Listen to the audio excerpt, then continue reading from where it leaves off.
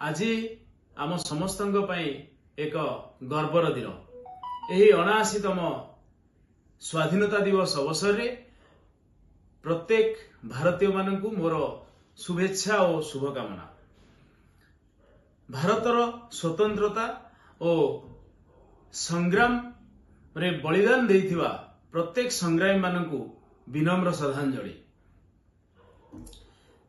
आज आमर प्रथम कर्तव्य होउची सेमानंक स्वप्न को सार्थक करिबा, एक सुशासनी समृद्ध और समाजमुखी भारत गढ़िबा।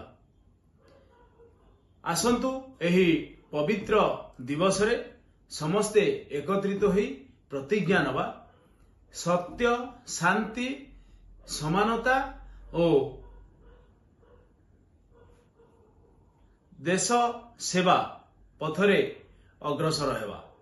जय हिंद, जय भारत, वंदे उत्कल जननी।